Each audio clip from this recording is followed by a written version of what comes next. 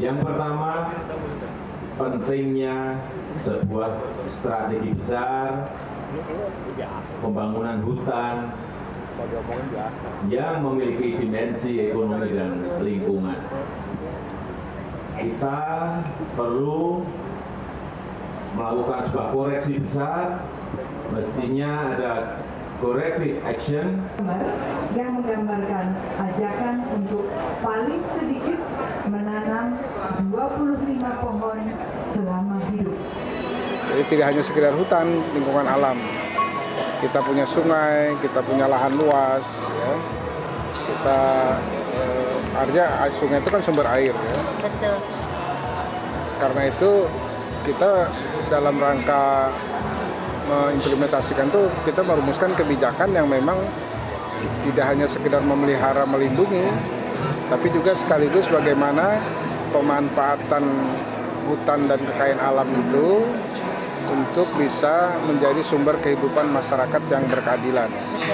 Tetapi sekaligus pada saat yang sama kita melakukan upaya pelestarian.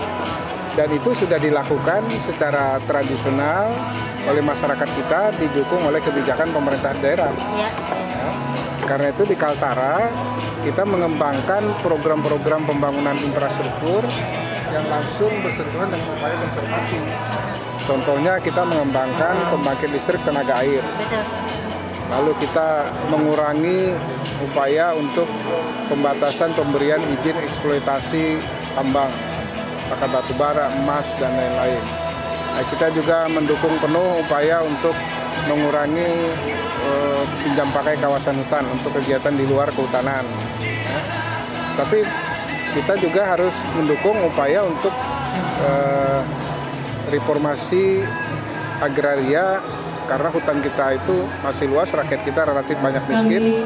Jadi memanfaatkan lahan hutan yang memang tidak produktif lagi sebagai kawasan hutan untuk dialihkan bagi kegiatan investasi yang berkelanjutan. Pertanyaan dari banyak forum semacam itu adalah sebenarnya praktek nyata dari pembangunan emisi rendah itu seperti apa sih, Pak? Kita pertama itu adalah penanaman atau kita mempertahankan kawasan konservasi. Nah, di Kaltara itu kawasan konservasi seluas 1,3 juta hektar sampai hari ini itu tidak kita sentuh. Dan kalau ada yang menyentuh merusak itu kita beri punishment, baik secara pidana maupun secara administrasi atau denda, ya.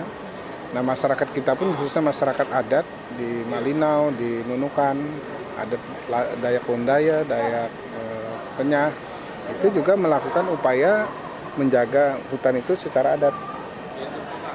Lalu yang kedua, tidak hanya mempertahankan kawasan konservasi, tetapi kawasan hutan lindung juga kita jaga. Nah, pada sisi lain kita melakukan penanaman untuk menambah jumlah pohon atau tumbuh-tumbuhan dalam rangka mengurangi emisi tadi. Nah, lalu juga penggunaan bahan bakar yang bisa menambah emisi.